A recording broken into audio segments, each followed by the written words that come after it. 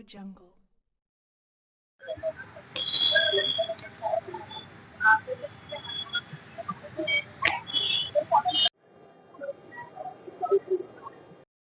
Venkatesh from Bharat Cloud. I am representing Bharat Cloud as the regional sales head. We are providing cloud solutions exclusively for chartered accountants, which will help them to protect their data from ransomware and cyber attacks. And they can save few lakhs of rupees in spending in infrastructure and all. And we are providing cloud solutions so that they can protect their data. They can work from anywhere. Okay, they can access the data and they can access all applications from anywhere. This is primarily is to protect their data and then make their work life very easy. They as of now they don't have an option to work from anywhere because they are connected to LAN and server systems. Now when they adopt the cloud, they can access from anywhere. That is a major advantage for them. And whenever any files are deleted, they will be notified with the alerts and all. And they don't have to worry about the backups and all as we take up a backup every day.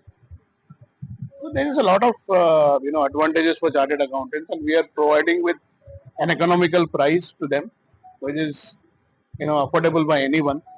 And we are also providing a 1 TB storage free for the chartered accountants only. So this is how the offer is there for them, and then you can adopt the cloud. Many advantages for chartered accountants. So they are the backbone of our Indian financial systems. So we are supporting them to protect the client data, which is very very critical for them. So this is how chartered accountants can take an advantage from cloud services. So that's it from my end. Thank you very much.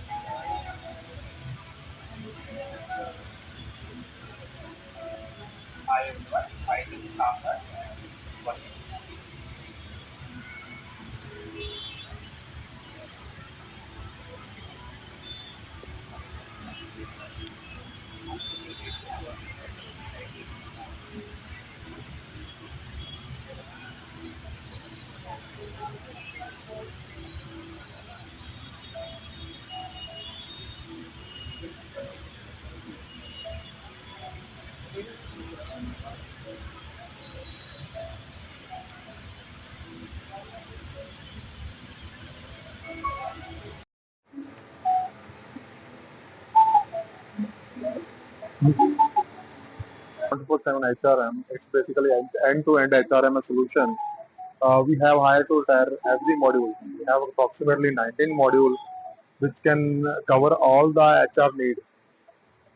So we are from Hyderabad. Banjara is our head office.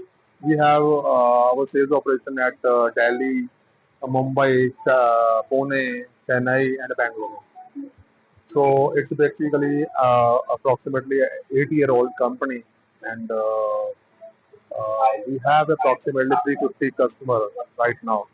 And uh, our solution is basically covering all the things like from the basic HR to strategic HR. And maybe these are our modules you can see. And we are covering payroll, income tax, three compliances, time sheet, attendance management, leave management, smart auth, 360 degrees is our very good product. And other than that, performance management is there, employee services is there, and learning management is there. Lots of HRMS are coming in the market, but they are just a basic HR. We have end-to-end solution right now. Like you have BSc in NSE. Person membership charge, member establishment charge. Here I don't know. It can be only a fraction, but institutional costs are very high because today that So transaction cost is cost of transaction plus the institutional cost. That is a huge saving if you see. Then direct benefits transfers. I mean, then ease of doing business. If you look at all that, I mean, you might be wondering why did I throw this figure of 3%? Leakages come down, credit worthiness you will get from GST and data. In fact, I told one bank has got all the data because so much UPI payments passes through them. Credit worthiness, more tax collection, innovation, and all that. So these are the things that they talk. The questions that we should really I mean, I should use the posting I is what is the right institutional design we should have. Okay. And of course, there'll always be people asking, see, there'll be always people talking about privacy of other, this, hum nahi dikayenge and all that. But the beauty is the vegetable vendor trusts it. Even the temple priest does trust. There is a tips whenever I give, he says he gives it the QR code. That's why they all trust it.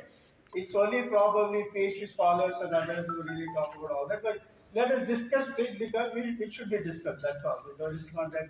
But one advice I have for all the start, I mean, IAS, CA people is that if there are 1,000 CAs here, at least 100 of you should think of something, startups, piggybacking on these DPIs.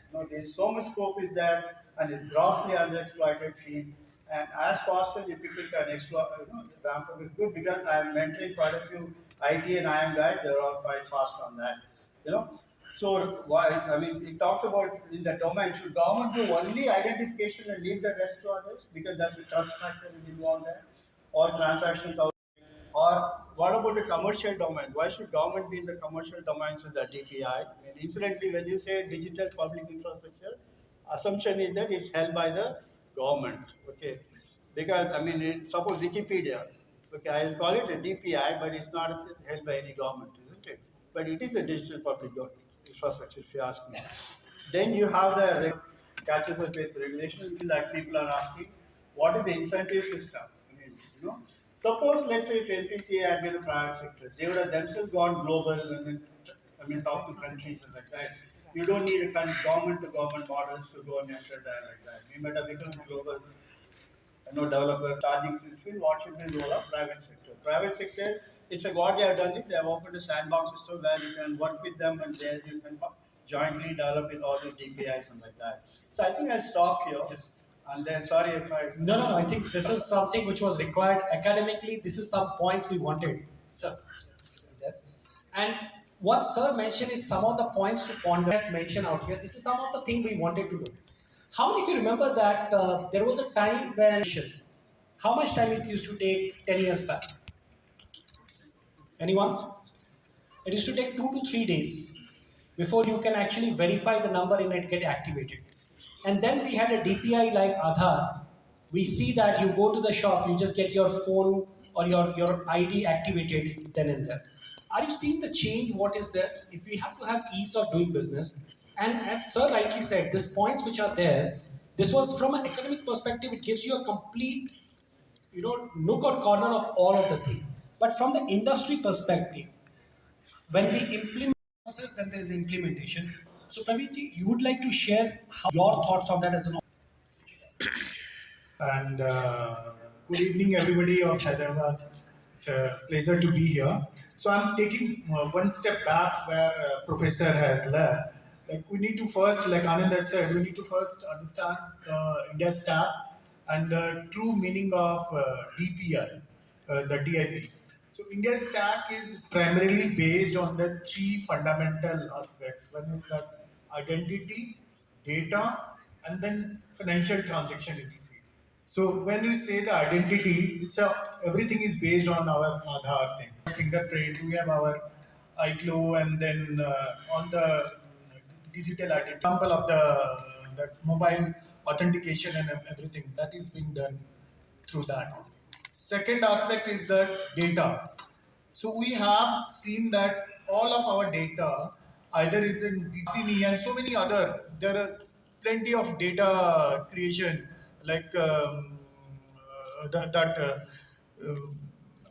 Bharat when data driven things. Third is the transactional based kind of a thing. So NPCI, UPI. So we do a lot of digital transactions, a lot of banking systems are using that account aggregator things. So those kind of a thing. So India stack is purely built on these three fundamental aspects. Now coming back to digital infrastructure. What is digital infrastructure? So for any infrastructure, like physical infrastructure is there. So what it gives us a convenience. It gives create the ecosystem. It create the monetary value and other things. So likewise, the digital public digital infrastructure